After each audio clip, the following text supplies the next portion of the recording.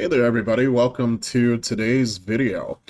So today we are going to be looking at the Steel Specters physical models from Miniwargaming for their in-house game, Ravaged Star. People may not know this. I normally do unscripted videos, but there's so much important information that I want to get out to you guys in this video that I actually made a script for this. Actually, it's not really a script. It's more of an outline. Chaotic brain. But here we go. So what exactly is Ravaged Star? So for people who haven't been following Miniwargaming's campaigns on videos over the past couple of years, it kind of all started when Dave, Chaos Cultist-san, wanted to create a Chaos proxy army for himself and for other people to enjoy that was really unique, had a unique style, and was kind of just better than anything else that was on the market. Well, he approached Lazy Square Games, who were doing awesome sculpting work on their own, and they were excited to work with him, and then they created the Armies of the Veil Touched, which was the first campaign that ended up kind of evolving into this new game. Initially, it was just a proxy army for Warhammer 40,000, but that campaign was so successful, and so many people believed in it and bought into it, that Matthew and Dave were kind of like, hey, I think we have something here. Can we turn this into its own game? And from that idea, the Ravaged Star universe was born. So they ended up launching a second campaign to launch 2 new factions as well as add new units to the Veil Touched armies. And that campaign was crazy successful as well. Now, during that campaign, Lazy Squire was working with another company, iDemo Games, to create some really cool proxy miniatures for one-page rules. And since there was already a relationship there between Lazy Squire and Miniwargaming, that faction, the Steel Specters, ended up getting rolled into the Ravaged Star universe as well. Now, at that time, the miniatures were provided as STL files, so the only way that you could get your hands on these minis was if you had a 3D printer. They had launched a campaign on myminifactory.com, and you could pledge there, you could get all the files and then print everything that you wanted from that campaign. Now, today, Miniwargaming is printing those miniatures in-house, so they're not being manufactured overseas if you're worried about the whole, trade war situation that's destabilizing global economies right now. These are being made in-house in Canada, made to order right now during this month. So I've actually got my package. I was one of the very first people to place an order, and we're going to be taking a look at those miniatures here in a minute. But before we get to that, I really want to talk about why Ravaged Star is so cool and why I'm so excited for this and why I think this game should be on your radar. So for one, Matthew from the Miniwargaming team has extensive experience in the miniature wargaming space. Miniwargaming was essentially Warhammer TV before Games Workshop even had an inkling of making Warhammer TV. They've been doing battle reports, they've been doing narrative campaigns for a very, very long time. Honestly, they're probably the YouTube OGs when it comes to the miniature tabletop gaming space. They were the first channel I can think of when YouTube was in its infancy that was filming quality battle reports and kind of giving news updates on the hobby and so forth. So there's a lot of experience in their team and making really good rules. It's a D10 based dice system, which I love D10s. There's more granularity so that you can really fine tune your units and get units to perform the way that, you think they should in your head. Also, they're not trying to reinvent the wheel here. They're borrowing the best mechanics from existing games to make a very approachable, streamlined game system. So we have Star Wars Legion style movement. We've got the Fog of War activation system from Bolt Action to kind of help prevent that I go, you go. But it still creates these very cinematic opportunities for, narrative enjoyment in your games. We've got really clean unit cards. We've got this really cool boost mechanic where if you draw a special activation token, all of your units have these special boost abilities that can only be used when you activate them with a boost token. And these can be very powerful. They can add flexibility to a unit. The variations are honestly endless. Then we've got, kind of in that same vein of the keeping everything streamlined, there are no dice modifiers in the game. Matthew has made it very, very clear that from a design ethos, he just does not want dice modifiers in the game. It slows down gameplay.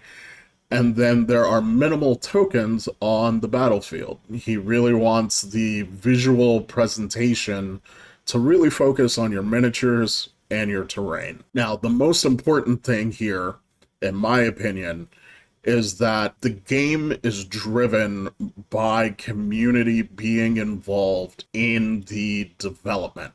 So the rules are in beta right now. They're available for free on the Ravaged Star Discord server, which is run by the miniwargaming team. I'll try and put a link down in the description. But all of your rules, your unit cards are there for the beta test, and they're taking thousands of suggestions and community feedback and putting that into their game. So they really, really are serious about, one, making the game that we all want to play, but then also making a game that really, really is approachable, and it's something that you can, pick up and play with your family. Even if you have young kids, they'll be able to understand the rules, and the miniatures just look fantastic. Steel Specters. Why are we getting physical models right now? So with the trade war kind of going on, the second campaign that launched the Amari dwarves and the Gorkog kind of insecty aliens, shipping is a little bit delayed because of all of the craziness kind of happening between the US and China. The miniatures were produced in China, so having 140 whatever percent tariff is kind of not reasonable.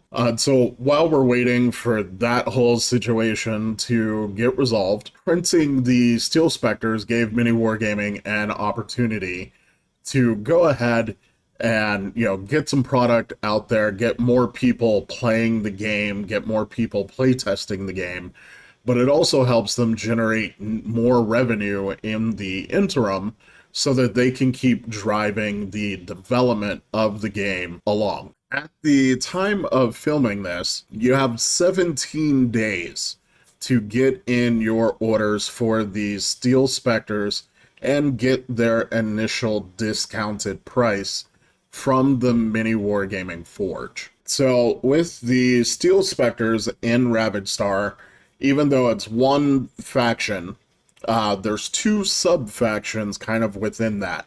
So you have the Phantoms, which are sort of your human pirates, essentially.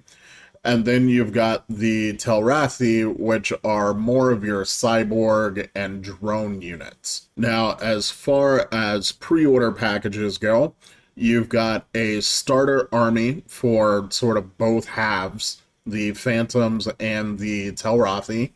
You've also got upgraded army sets, which include more of those units for both the Telrathi and the Phantoms. Then you've also got the Mega Army bundle, which kind of combines both of the army sets into one package. Then you've got the I just need one of everything. Give it all to me. And then you've also got the give me two of everything. I want it all twice. And then of course you can selectively a la carte, add things to your package as you wish. Now, like I said, even though there are two subfactions in the game currently, that doesn't limit your list building. They're all steel specters, so you could take some of the human units, you could take some of the cyborg units, and mix and match them to your heart's content. Now, personally, I went ahead and got the Telrathi army bundle. So that's what I'll be showing off here in a little bit. So let's actually start talking about these miniatures because I have opinions. They're freaking awesome. Okay, so before I fanboy out and heap tons of praise on mini wargaming, because this truly is an awesome thing for the hobby in general, and I really love the product. I'm very happy with the purchase.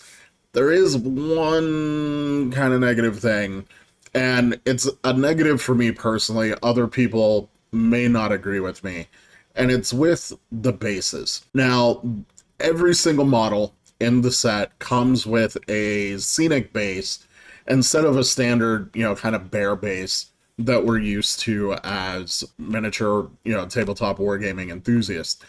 Now, for some people, that will be very, very positive. It means all of your miniatures will kind of be on a thematic base. The problem for me comes twofold. So number one, I use magnetized storage, and the bottoms of the bases are not easily magnetized. You're going to have to sand them flat and then either drill holes into the bottom very carefully if you wanted to use rare earth magnets, or you're going to, again, need to sand them flat and then use sheet magnets to get them to stick to a metal surface.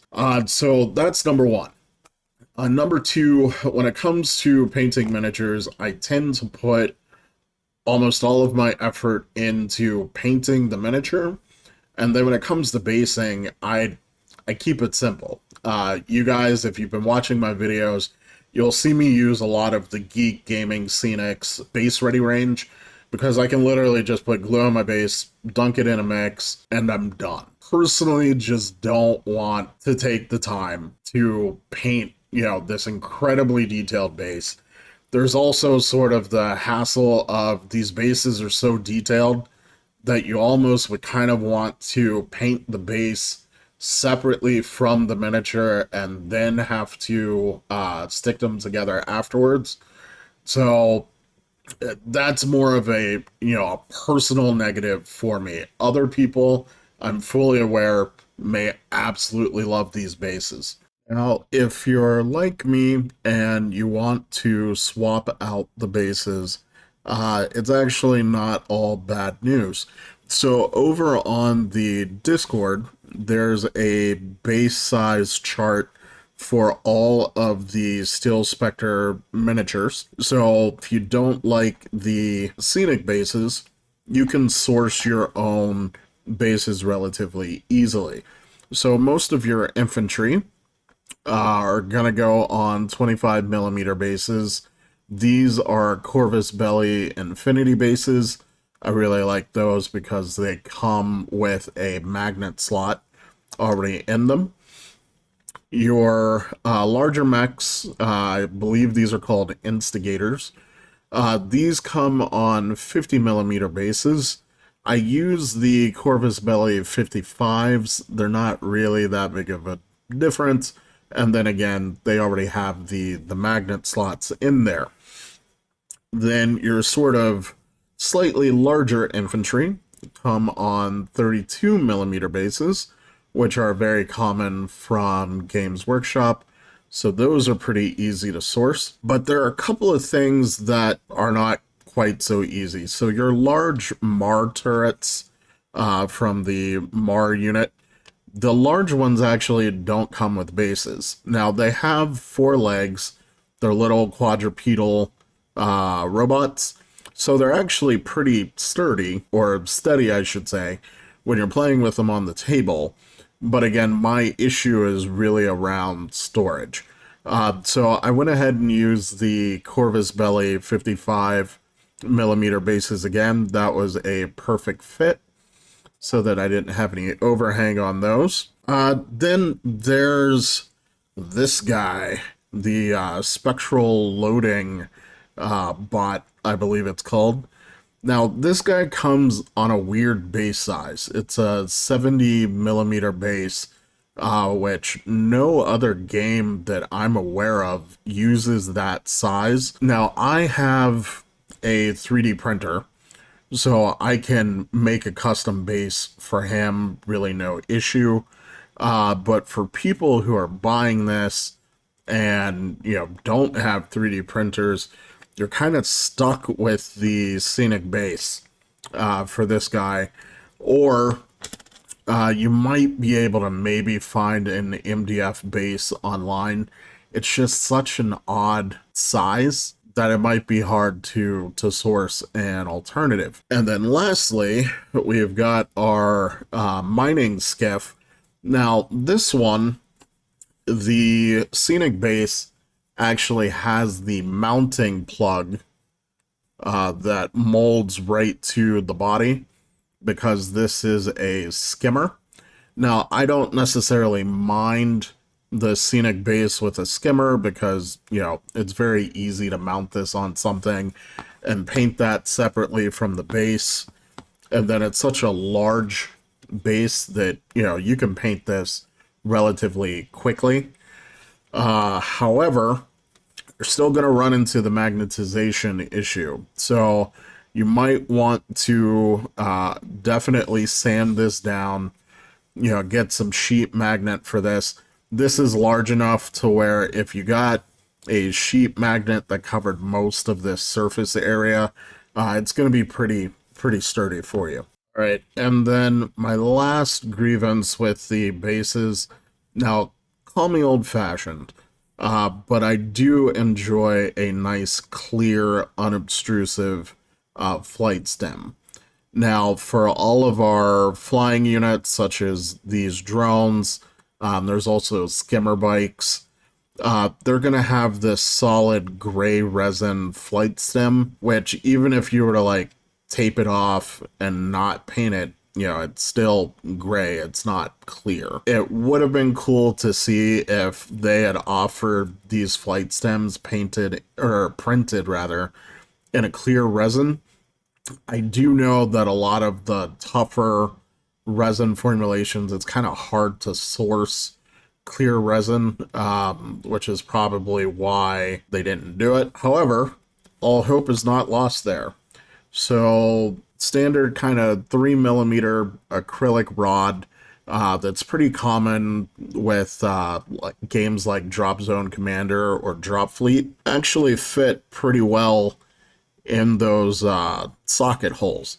Now, you probably will want a little bit of green stuff because there is a little bit of wiggle room, and there's some green stuff in there will help make that really secure. So what I'm probably going to do is use the default bases almost as a painting handle, so I can go ahead and paint the robot, and then use these 3 millimeter acrylic rods to mount them on their final base, just so that I can have that clear, unobtrusive flight stem. Now, on to all of the positive stuff. Okay, so number one, these miniatures are very well printed. So they were printed using resin printers, and I can tell they used an extremely fine resolution because the detail is so crisp on here. You cannot see layer lines the naked eye, which means that you're perfectly free to use whatever painting techniques you want including using, washes or oil washes. If you print a miniature at too low of a resolution, the wash kind of gets stuck in between the layer lines, and it'll distribute itself horizontally instead of flowing over the surface of the miniature and nestling in the natural recesses. So typically you can't use washes on, a poorly printed figure. That's absolutely not a problem here. Number two, assembly. Most things actually are one piece and don't require assembly, which is huge. That saves so much time for getting your minis, painted and on the table when you don't have to worry about assembly. Now, a couple of the larger units do require assembly, but we're literally talking, a couple of pieces. They're keyed very, very well. They slot together very quickly. One note, if you're new to handling resin miniatures, you want to use super glue. That is the only glue that will work. But yeah, so these go together very, very quickly, very, very well. So let's talk about cleanup. So first of all, with 3D resin prints, after you print them, they're not completely cured. You have to go through a cleaning process, get them washed, and then finish curing them. Mini Wargaming has already taken care of that for you. Also, unlike a traditional, spin cast resin model, there's not going to be any mold lines that you need to worry about. But unique to 3D printing, there's something called supports. Now, most of the support structure has already been removed for you by Mini Wargaming. However, there are going to be some that are in kind of hard to reach areas that you honestly can't expect, a team that's trying to crank out, hundreds of miniatures to worry about. So all you need is a sharp hobby knife, and you can kind of see this little piece right in here. That's not actually part of the miniature. That's just a support. And when you just apply a little bit of pressure, because the connection points are so small, that'll snap right off. And you can see here's another one right on the hilt of the sword. Just a little bit of pressure, and again, that comes right off. Now, the other thing that you're going to want to do is typically on the bottom of your miniature are where the heavy supports are going to go. And you want to make sure that you sand these areas down smooth so that no matter what base you're going to use, you can get a really nice glue connection from the miniature to the base. Additionally, there are some parts, such as the guns for these mech suits, that might have too tight of a tolerance. So whenever you encounter something like that, you can just use a file and kind of file down that peg until it fits.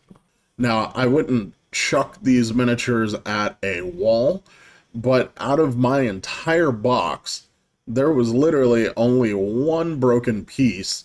And the nice thing with 3D printer resin is when it breaks, it's normally a really clean shear. So gluing that leg back on was a breeze. But all of the other miniatures came perfectly fine, and you figure they had to travel from Ontario, Canada, all the way to California with, shippers doing God knows what to the box. They might have been playing soccer with it, but the minis came, and I only had that one break. And the last thing I wanted to state is, personally for me, there is great value for your money in these packages. So for you to be able to have enough models to play a standard size game and then still have options so that you can play around with list building for only $250, that's kind of unheard of in a mass battle game. So for instance, the most obvious comparison that everybody's going to make is going to be Warhammer 40k. And they have their, combat patrol boxes, which are, I think, discounted around 140 bucks. And then occasionally, when an army gets a new codex, they'll get the army sets that God knows what those go for. They're stupidly expensive, and I haven't bought one in a very long time. I feel like they're probably around 230, 250. Correct me if I'm wrong down in the comments. But then when you buy that, you're not done. You don't have enough miniatures to play a full 2,000 point game of Warhammer 40k. You still have to go buy more stuff. 250 bucks during this pre-order window gets you, with the current points values that we're using in the beta testing, you get a full army, and then you still have options to play around with. So I think this is really, really, really great value for the money. The other nice thing here is that because the Steel Specters were originally made for one-page rules, buying one of these armies actually gives you a army that you can use with two game systems. You could use them in Ravaged Star, and then you also can use them in one-page rules, which a lot of Warhammer 40k players are using as an alternative and kind of starting to experiment with. So even if people in your area haven't necessarily adopted Ravaged Star just yet because it's not available at retail just yet, you can still get a Steel Specters army and kind of start getting that Ravaged Star community ramped up, but still be playing games of one-page rules with people until, Ravaged Star hits retail and the greater zeitgeist of wargaming enthusiasts. Okay, so final thoughts. Number one, you have until the end of May if you want to get your physical Steel Specters miniatures at the discounted pre-sale price. Now, I forgot to mention it earlier in the video, I think, but these are being made to order. So the sooner you get your order in, the sooner they will get everything printed and shipped out to you.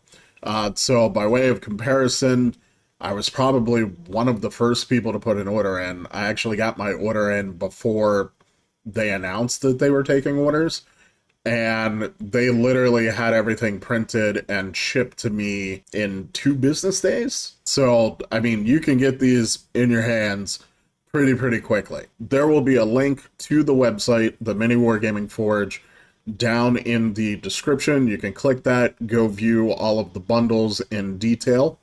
Number 2, if you're interested in Ravaged Star, make sure you join the Ravaged Star Discord. I will try to put a link to that down in the description.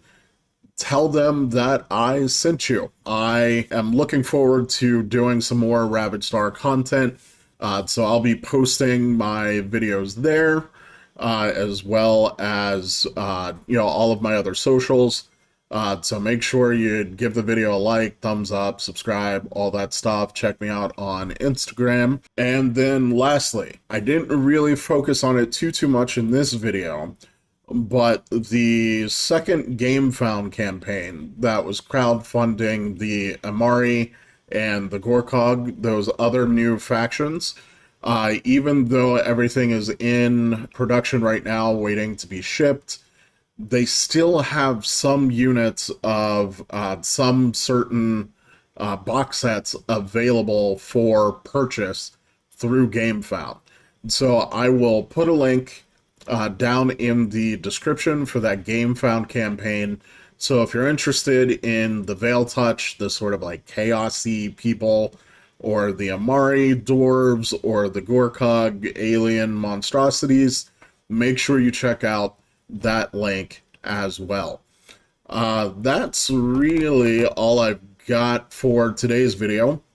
I will be painting these Steel Specters very soon. I may be moving next month, which might affect the scheduling of things, but these are near the top of my queue. I can't wait to get these painted up. So keep it locked in here. I'll see you guys in the next video. And until then, keep slaying that gray.